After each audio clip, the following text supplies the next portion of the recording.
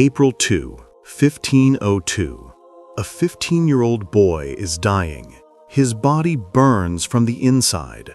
Sweat pours from his skin. His 16-year-old wife kneels beside him, whispering desperate prayers. 6 days ago, he was healthy. Now something is consuming him, and no one knows what. This is Prince Arthur Tudor, the boy born to be king. And when they finally opened his coffin centuries later, what they found made historians question everything. But here's the real question. What killed Arthur? Was it plague? A deadly virus? Poison? And what if he hadn't died that day? No Henry VIII, no 6 wives, no beheadings, no Reformation that ripped England apart. One mysterious illness, one twist of fate, one sudden death that rewrote 5 centuries of history. A gentle prince vanished, and in his place rose a tyrant who would tear England apart. Because Arthur's death planted a dark obsession in his family, an obsession with heirs that haunted the Tudors till death. If you love history mysteries like this, hit that like button right now. It really helps this channel grow. And share this video with other history lovers like you. Years before Arthur's birth, England was bleeding. 2 families had torn the country apart for decades, Lancaster and York. Both wanted the throne. Both believed God had chosen them to rule. They called it the Wars of the Roses. Thousands died in muddy fields. Brothers killed brothers. Fathers watched sons fall. Then, in August 1485, something unexpected happened. A man named Henry Tudor, a Lancastrian with a weak claim to the throne, faced the Yorkist king Richard III at Bosworth Field. Richard III charges across the battlefield. He's trying to reach Henry Tudor, kill him, end this rebellion with one stroke of his sword, but he never makes it. Henry VII became the king. The war is finally over, but England is broken, exhausted, torn apart by decades of civil war. Nobody trusts anyone. The throne has changed hands so many times that no one truly believes it is safe, not even the man who sits on it. Henry knew his power was fragile. His claim wasn't strong. His enemies were everywhere, waiting. He needed to unite the 2 families. So, he married Elizabeth of York, the niece of the dead king, daughter of Edward IV, sister to the missing princes in the Tower, a Lancastrian king, a Yorkist queen. Their marriage was political, but it was also necessary. And when Elizabeth became pregnant almost immediately, Henry finally allowed himself to hope. Everything depends on this child. The baby arrived strong and healthy. People celebrated in the streets. Church bells rang across London. This wasn't just a royal birth. This was a promise, a new beginning. Arthur grew quickly. By age 3, he was made a Knight of the Bath, an ancient ceremony that involved ritual bathing, all-night prayer vigils, and sacred oaths. 3 years old. He received more titles before most children learned to read. Duke of Cornwall, Prince of Wales, Earl of Chester. They dressed him in miniature armor, placed a tiny sword in his hand, led him down the River Thames on the royal barge while crowds cheered from the banks. Everyone said the same thing: this boy will save England.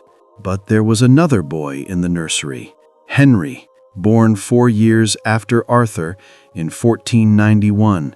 Henry was the spare, the backup, the one who didn't matter as much. Arthur studied with the best tutors in Europe. Henry played and practiced sword fighting.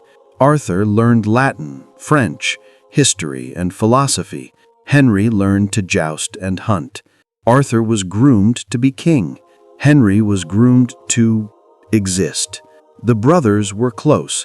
They played together, laughed together, but everyone knew the truth. Only one of them would wear the crown. Arthur excelled at everything. His tutors marveled at his intelligence. He could debate in Latin. He understood complex philosophy. He loved history and could recite the reigns of English kings from memory. He was also athletic, tall for his age, graceful, an excellent dancer who could entrance a room. His hair was red gold, like his grandfather Edward IV. His eyes were small but bright. His manner was gentle. One observer wrote that Arthur was the most loving and true prince. But being a prince wasn't just about being smart or kind. Arthur needed to secure England's place in Europe. He needed to marry. In Spain, two powerful monarchs ruled together. Ferdinand of Aragon and Isabella of Castile had united their kingdoms through marriage. Now they were conquering the last Muslim territories in Granada, building an empire. They had a daughter, Catherine, born in December 1485, just 3 months after Arthur. Henry VII saw an opportunity. An alliance with Spain would protect England from France. It would give the Tudor family legitimacy. It would show Europe that England mattered. Negotiations began when Arthur was barely 2 years old. The Spanish were interested, but cautious. Was this Tudor dynasty stable, or would it collapse like so many before it? For years, diplomats argued over details: dowry amounts, marriage contracts, political guarantees. Finally, they reached an agreement. Arthur and Catherine would marry. In August 1497, when Arthur was 10 years old, the betrothal became official. 2 years later, they married by proxy, meaning representatives stood in for them during the ceremony. The real wedding would come later, but Arthur and Catherine began exchanging letters. They wrote in Latin. They'd never met, but they were learning about each other through words on parchment. Arthur wrote that he rejoiced at the thought of their marriage, that he felt deep affection for his future bride. Catherine wrote back with equal warmth. Two teenagers, connected by politics, starting to feel something real. October 1501, Catherine of Aragon arrived in England. She was 16 years old. She'd traveled for months across the sea and through foreign lands. She was nervous, excited, terrified. Arthur was 15 now, tall, handsome, accomplished. They met for the first time at Dogmer's Field in Hampshire. Accounts say Arthur greeted her warmly, that he would be a loving and true husband. 2 weeks later, on November 14, 1501, they married at St. Paul's Cathedral. The Archbishop of Canterbury performed the ceremony. Nobles from across Europe attended. The celebration lasted for days. That night, their marriage bed was blessed by the Bishop of London. Then, everyone left them alone. What happened in that room became one of history's most debated questions. Did they consummate the marriage? Years later, this question would tear England apart. It would end a religious era. It would cause deaths and wars. But on that November night, in 1501, nobody knew any of this mattered.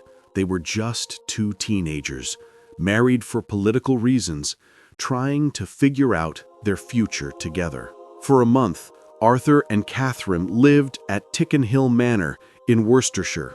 Then, in December, they traveled to Ludlow Castle. This fortress sat near the Welsh border. Strong walls, thick towers, beautiful chambers. This was where Arthur would learn to govern Wales, where he would prove himself worthy of the crown. Catherine joined him. Together, they established a household, hired servants, created routines. Arthur attended council meetings, made decisions, learned statecraft. Catherine supported him, learned English customs, wrote letters to her parents in Spain. For 3 months, everything seemed perfect, but something was wrong. Since the wedding, Arthur had been weaker, not dramatically, just tired more easily. Catherine noticed. So did the servants, nobody worried too much. Arthur was 15, growing, working hard.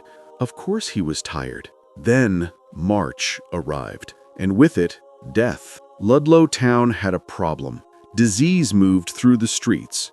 Some called it plague, others blamed bad air or evil vapors. People were getting sick. Some recovered. Many didn't. The disease crept closer to the castle.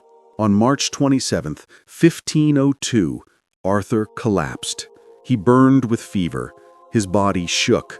Sweat poured from his skin. Catherine fell ill the same day. They were both confined to their chambers. Servants brought food and water. Royal physicians examined them, prescribed herbs and bloodletting. Nothing helped. The disease they had was called the sweating sickness. Victims described it as feeling like their blood was boiling inside their veins. Heat radiated from their bodies. Sweat soaked through their clothes in minutes. Many people became delirious. They didn't know where they were, couldn't recognize their own families. The sickness killed quickly. Some people died within hours. Catherine's body fought it. Slowly, painfully, she began to recover. Arthur didn't. For days, he suffered. The physicians tried everything they knew: bleeding, purging, herbal remedies. Priests came to pray. Servants begged God for mercy. Catherine, barely recovered, stayed as close as they would allow. She wanted to be with her husband, but the disease consumed him from within. One contemporary described it as, "The deadly corruption did utterly vanquish and overcome the pure and friendful blood." No medicine could stop it. No prayer could heal it. April 2, 1502. Dawn broke cold and gray over Ludlow Castle. Arthur Tudor died in his bed. He was 15 years old. He had been married less than 5 months. He was Prince of Wales his entire life. He was born to be the king. He would never be the king. The news had to reach the king. Messengers rode hard toward Greenwich Palace, where Henry VII and Elizabeth of York were staying. They arrived late Monday night. The king was asleep. His servants woke the king's confessor, a priest, and told him first. Early Tuesday morning, the priest entered the king's chamber. He dismissed the other servants. Then he quoted the Bible in Latin. "Shall we receive good at the hand of God, and shall we not receive evil?" Henry VII understood immediately. The priest told him, "Your dearest son is departed to God." The king's grief was absolute. This wasn't just his son, this was his heir, his hope, the reason the Wars of the Roses had ended. Arthur's death meant everything was fragile again. Henry sent for his wife. They would face this together. When Elizabeth of York arrived and saw her husband's face, she knew. But Elizabeth of York was strong. She spoke calmly, deliberately. "Remember your own life," she said. "Remember your realm needs you. Your mother had only one child, you. God preserved you. God brought you to this throne." She continued, "We still have Prince Henry, strong and healthy. We have 2 beautiful daughters. We're both still young enough to have more children," she meant. Her words gave Henry strength. She left his chamber, and then she broke. In her own rooms, away from the court, Elizabeth of York collapsed with grief. She was a mother who had just lost her firstborn child. Her ladies-in-waiting panicked. They sent for the king.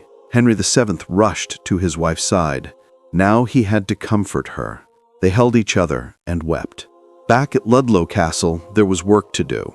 Arthur's body couldn't simply remain in his bed.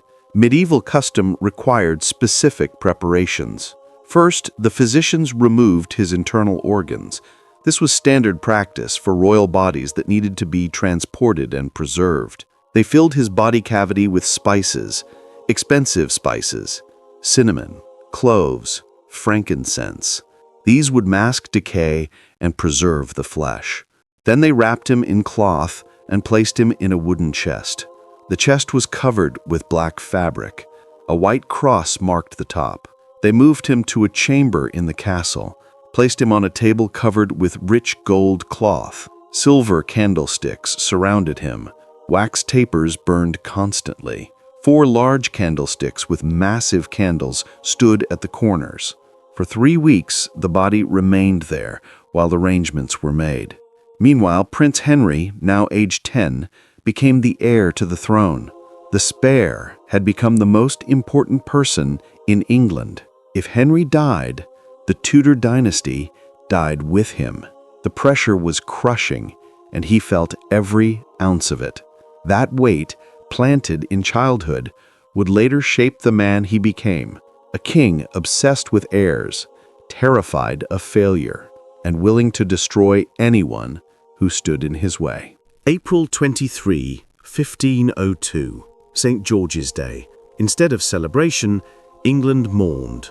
Arthur's body was carried from the castle to St. Lawrence's Church. The procession was grand, yet sombre. Yeomen in black and gold bore his coffin. Bishops walked beside them swinging incense, and the Earl of Surrey led the mourners. None of Arthur's family attended. Royal custom forbade it. 2 Spanish noblemen from Catherine's household walked behind, representing the young widow's grief. For 3 days, prayers and masses filled the air. Alms were given to the poor. Arthur's heart, or perhaps his organs, were buried at St. Lawrence's, but the rest of his body still had one final journey to make. Worcester Cathedral. That's where English princes were buried. The journey from Ludlow to Worcester wasn't far, maybe 30 miles, but it could have been 100. The body was placed on what the records call a chair, likely a kind of chariot or cart pulled by 6 horses. The horses were draped in black cloth, so was the chariot. Then the weather turned. Rain, wind, cold that cut through clothing. The roads became rivers of mud.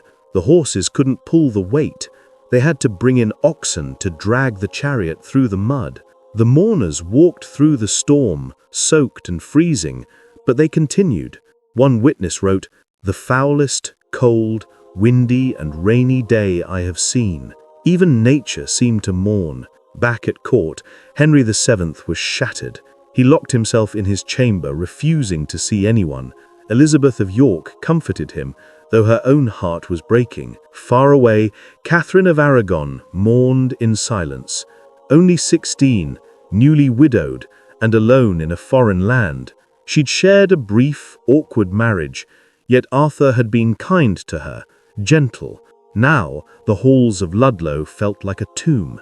Servants later said Catherine would sit for hours, staring at the window, whispering prayers in Spanish. She'd lost her husband, her purpose, her future, and she didn't yet know this tragedy would tie her forever to another Tudor prince. Meanwhile, mourners were taking the body of her young husband away from her. After days of miserable travel, they reached Worcester Cathedral. The weather improved as they entered the city. Then came the burial. The Bishop of Lincoln sobbed as he cast holy water over the chest. Arthur's officers wept openly as they broke their staffs of office and threw them into the grave. One witness wrote, "He had a hard heart that wept not." These men had known Arthur, served him, loved him. Now they were burying their prince. Finally, it was time. Sir William Audale, comptroller of Arthur's household, took his staff of office. He held it over his head, snapped it in two, threw the pieces into the grave after his prince. Sir Richard Croft, steward of Arthur's household, did the same with his staff. The gentlemen ushers broke their rods of office and added them to the grave. Then the grave was filled with earth. Arthur Tudor, Prince of Wales, was gone. Born September 19, 1486. Died April 2, 1502. Married less than 5 months. Dead at 15. But Arthur's story didn't end there. Centuries later, scientists would make a shocking discovery beneath Worcester Cathedral. But we'll get to that later, because first, you need to understand how his death changed the history of England. Arthur's death created ripples that spread across centuries.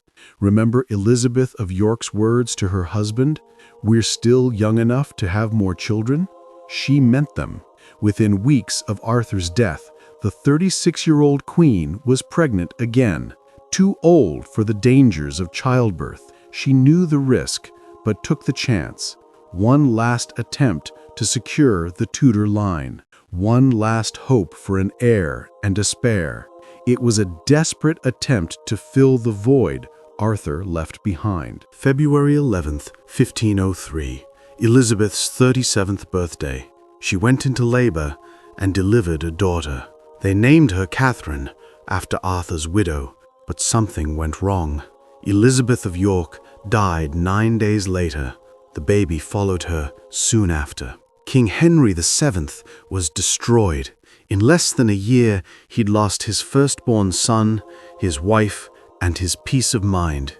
The careful king turned fearful and cold, obsessed with control, with money, with survival. Every decision he made afterward came from one thing: terror of losing it all again. Henry VII had built everything on Arthur: the marriage to Spain, the promise of stability, the end of the Wars of the Roses. When Arthur died, the king who had been shrewd became paranoid. He hoarded gold. He saw enemies in every corner. He couldn't trust a world that had stolen his perfect heir. And 10-year-old Prince Henry watched it all unfold. One day, you're the spare, free to joust, to play. The next day, your brother is dead, your mother is dying, and the entire kingdom's survival rests on your shoulders. Henry VIII didn't just inherit a crown, he inherited a weight no child should carry. Years later, when Catherine of Aragon miscarried again and again, Henry saw more than dead infants. He saw Arthur, he saw his mother's death, he saw the fragility his father had feared. Each loss whispered the same message: the Tudors were cursed, and without a male heir, their dynasty wouldn't survive. Henry VIII's quest for a male heir became an obsession. When the Pope refused his divorce, Henry shattered centuries of tradition. He broke from Rome, made himself head of the church, dissolved monasteries, executed advisors who disagreed, including Thomas More. He married 6 times, 2 wives he beheaded. Religious violence consumed England for generations. Catholics and Protestants tore the country apart, all because a 15-year-old boy died in 1502. So what killed Arthur Tudor? For 5 centuries, people have debated this. The contemporary accounts described a malign vapor from the air, the sweating sickness, a disease that made victims feel like their blood was boiling. Modern historians have suggested tuberculosis, pneumonia, influenza, the English sweating sickness that killed thousands in periodic outbreaks. Some even suggested testicular cancer, though that doesn't explain why Catherine got sick too. The truth is, we'll probably never know. Medieval medical knowledge was limited. Descriptions were vague. All we know for certain is that something struck Arthur down in March 1502, and 6 days later, he was dead. In 2002, exactly 500 years after Arthur's death, scientists brought ground-penetrating radar to Worcester Cathedral. They wanted to find Arthur's remains. Arthur's body isn't buried in the beautiful stone tomb that visitors see. That's just a memorial. His actual body lies in a vault beneath and slightly to the side of the monument. The radar showed a small space below the floor, a hidden chamber, and inside, a solid object shaped like a coffin. The vault is filled with soil and rubble. Remember, Arthur was buried in a wooden chest. After 5 centuries, that wood is long gone. His bones are scattered in the dirt beneath the cathedral floor. The scientists didn't open the vault. That would require permission from the Queen.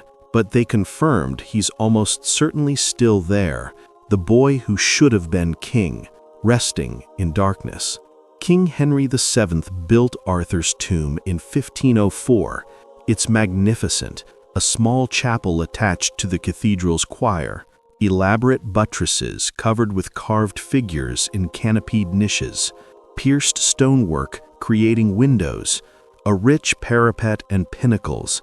Inside, the east end features elaborate tabernacle work with more carved saints. The figures are mutilated now, probably damaged during the Protestant Reformation under Edward VI, Arthur's nephew. But the tomb survived mostly intact. It's one of the most beautiful in England, a monument to hope that died too young. But imagine Arthur had lived. Imagine that mysterious disease had spared him, that Catherine recovered, and so did her husband. What would England look like? Arthur would have become king in 1509. Catherine would have been his queen. They would have had children, sons probably, daughters. Arthur was described as gentle, educated, thoughtful, diplomatic. Would he have been a good king? A great one? We'll never know. But here's what probably wouldn't have happened. The break from Rome, the dissolution of the monasteries, the execution of Thomas More, the religious violence that tore England apart for a century. Henry VIII would have lived as a prince. Maybe he would have become Archbishop of York, as his father once planned. He never would have married 6 times, never executed 2 wives, never become one of history's most infamous tyrants. The Protestant Reformation in England might never have occurred, at least not the way it did. And America, founded partly by English Protestants fleeing religious persecution, that might be completely different too. One boy's death, one mysterious disease, centuries of consequences. But Arthur did die, and his absence shaped the next 5 centuries. There's a plaque in St. Lawrence's Church in Ludlow, marking where Arthur's heart may be buried. Tourists visit Worcester Cathedral and admire its beautiful tomb. Historians debate what killed him, but Arthur's death itself remains a mystery. The boy who should have changed everything. The boy whose death changed everything instead. So, if you could go back to 1502 and save Arthur's life, knowing it would erase Henry VIII, the English Reformation, and possibly even change how America was founded, would you do it? Or are some tragedies necessary for history to unfold the way it should?